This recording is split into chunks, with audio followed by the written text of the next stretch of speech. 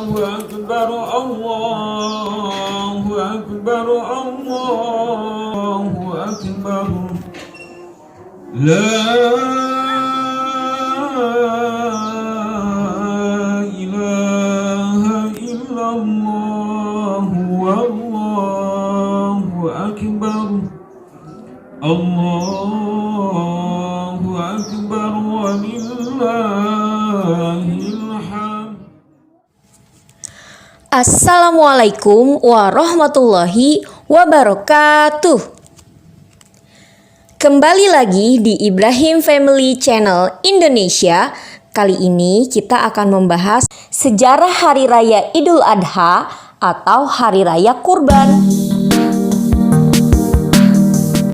Sebelumnya jangan lupa subscribe juga tekan tombol loncengnya ya, supaya kita bersemangat dan channel ini semakin berkembang.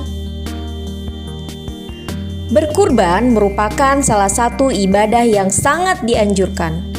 Sejarah kurban dalam Islam berawal dari kisah Nabi Ibrahim bersama putranya Ismail. Hari Raya Idul Adha disebut juga dengan Hari Raya Kurban, termasuk dari dua perayaan besar dalam agama Islam.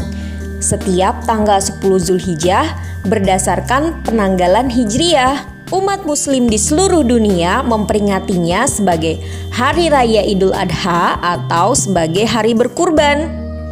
Setiap tahun pada hari ke-10 bulan Zulhijjah itu, kaum muslim diperintahkan untuk menyembelih hewan kurban. Kambing, domba, sapi, dan unta umumnya dijadikan sebagai hewan kurban. Adapun sejarah tentang kurban berhubungan dengan perintah Allah yang mulanya diturunkan kepada Nabi Ibrahim alaihissalam. Nabi Ibrahim termasuk nabi yang terbaik yang mendapat julukan Ulul Azmi. Diceritakan, Nabi Ibrahim telah lama mendambakan kehadiran seorang anak. Sampai Ibrahim mulai menua, ia tak kunjung memiliki keturunan. Maka ia pun berdoa kepada Allah Subhanahu wa Ta'ala agar kiranya dianugerahi anak keturunan yang soleh. Doa Nabi Ibrahim ini diabadikan di dalam Al-Quran surat As-Saffat ayat 100 yang berbunyi, "Ya Tuhanku, anugerahkanlah kepadaku seorang anak yang termasuk orang yang soleh." Karena kesungguhannya dalam berdoa, Allah mengabulkan doa Nabi Ibrahim. Istri keduanya yang bernama Siti Hajar akhirnya mengandung. Kemudian lahirlah putra pertama Nabi Ibrahim yang diberi nama Ismail. Nabi Ibrahim tentu sangat senang dengan kelahiran Ismail. Ia pun amat menyayangi putra pertamanya itu. Namun tak berselang lama setelah kelahiran Ismail, Allah memerintahkan Nabi Ibrahim untuk memindahkan Siti Hajar dan Ismail ke kota Mekah. Keduanya bermukim di suatu tempat yang kelak di sana akan dibangun Ka'bah. Kota Mekah adalah negeri padang pasir yang tandus dengan matahari terik menyengat. Tak ada pepohonan dan sumber air. Hanya batu dan pasir sejauh mata memandang. Karena keadaan Mekah yang demikian itu, Siti Hajar menjadi risau. Bagaimana mungkin ia akan hidup berdua di tempat seperti itu bersama Ismail yang masih bayi? Siti Hajar pun menangis sedih. Ia tak sanggup jika harus ditinggalkan oleh Ibrahim di sana. Namun Ibrahim tidak bisa berbuat apa-apa sebab hal itu sudah menjadi perintah Allah. Dengan berat hati, Ibrahim terpaksa meninggalkan istri dan anaknya di padang pasir yang gersang. Ia lalu melanjutkan perjalanan, dan tatkala kedua orang kesayangannya itu telah hilang dari pandangannya, Nabi Ibrahim berdoa agar Allah memberikan keselamatan dan perlindungan kepada mereka.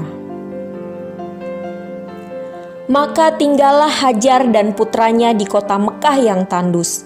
Hingga suatu ketika persediaan bekal yang dimilikinya habis, Hajar lapar dan kehausan yang menyebabkan air susunya menjadi kering. Ismail yang masih bayi pun menangis karena tak bisa menyusu. Hajar bingung dan kalut. Ia berlarian ke sana kemari berusaha mencari sumber air di sekitar mereka. Hajar berlari antara Bukit Safa dan Marwa. Dari Bukit Safa ia melihat sumber air yang nampak ada di Bukit Marwa.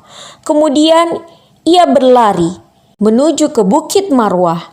Setibanya di sana, yang disangka air ternyata cuma bayangan. Ia terus berlari bolak-balik Safa dan Marwah sebanyak 7 kali. Hajar pun akhirnya kelelahan, lalu ia mendengar suara yang mengarah pada tempat di mana Ismail dibaringkan dalam keadaan menangis dan meronta menghentak-hentakan kaki. Tiba-tiba di dekat kaki Ismail muncullah sumber air yang memancar. Hajar sangat senang bukan kepalang. Ia pun berseru, "Zam-zam, zam-zam," yang artinya berkumpullah. Dengan tergesa Hajar segera menampung air itu. Ia sangat bersyukur di saat-saat gentingnya ternyata Allah menurunkan pertolongan. Dan sampai dengan hari ini air tersebut kita kenal sebagai air Zam-zam, yang sampai dengan detik hari ini airnya tidak pernah surut dan habis. Meskipun seluruh dunia datang ke sana untuk mengambilnya. Luar biasa kan ya? Subhanallah.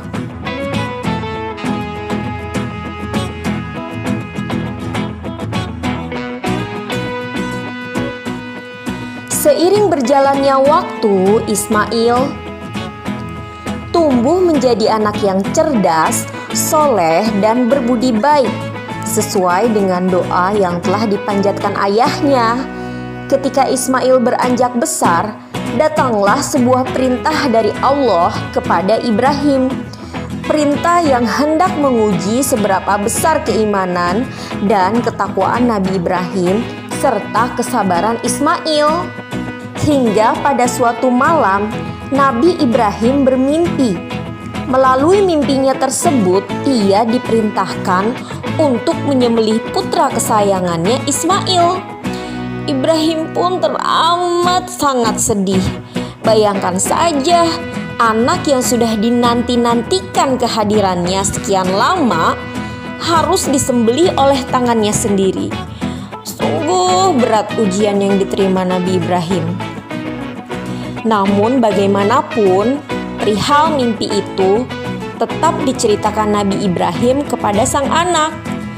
Lalu Ibrahim menanyakan bagaimana pendapat Ismail. Hebat ya ayah bunda. Nabi Ibrahim sebagai seorang ayah, untuk membuat keputusan yang berkenan dengan anak, beliau tidak serta-merta main perintah. Ia bahkan meminta pendapat si anak lebih dulu. Hal ini mencerminkan demokrasi dalam keluarga, yang sayangnya tidak banyak diterapkan dalam keluarga masa kini. Kebanyakan orang tua dengan egois memutuskan sendiri hal besar yang berpengaruh pada masa depan anaknya. Nabi Ibrahim berkata kepada Nabi Ismail dalam surat As-Saffat ayat 102, "Wahai anakku, sesungguhnya aku bermimpi bahwa aku menyembelihmu. Maka pikirkanlah bagaimana pendapatmu." Lalu kemudian Ismail menjawab, "Wahai ayahku, lakukanlah apa yang diperintahkan oleh Allah kepadamu. Insya Allah, engkau akan mendapatiku termasuk orang yang sabar." Wah, luar biasa solehnya ya ayah bunda. Nabi Ibrahim dan juga anaknya Ismail patut menjadi teladan untuk kita. Karena mereka sangat patuh terhadap perintah Allah. Maka tibalah saat yang ditentukan untuk melaksanakan penyembelihan. Dengan mata basah berlinang air mata, Ibrahim memegang pedang yang sudah disiapkan. Ketika Ibrahim telah meletakkan pedang di leher Ismail, datanglah malaikat Jibril. Ia mengganti Ismail dengan seekor domba yang gemuk. Allah Subhanahu wa Ta'ala berfirman, tatkala keduanya telah berserah diri dan Ibrahim membaringkan anaknya di atas pelipisnya, nyatalah kesabaran keduanya.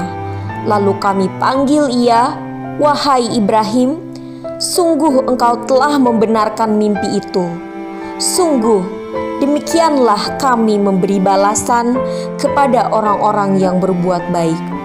Quran Surat As-Saffat ayat 103 sampai dengan 105. Dalam kisah ini, Nabi Ibrahim memberikan kita teladan yang berharga. Ia ikhlas dan sabar menerima perintah untuk menyembelih putranya sendiri, sehingga Allah menggantinya dengan seekor domba. Ibadah kurban adalah simbol bagi setiap muslim untuk menyembelih dan mengorbankan kecintaan terhadap hal duniawi agar mendapat keridhaan Allah Subhanahu wa Ta'ala. Demikianlah sejarah kurban dalam Islam yang bermula dari kisah Nabi Ibrahim dan putranya Ismail. Semoga cerita tentang sejarah kurban ini bisa menjadi inspirasi bagi ayah bunda dan si kecil. Oke ayah bunda, sekian video kali ini, semoga bermanfaat. Wassalamualaikum warahmatullahi wabarakatuh.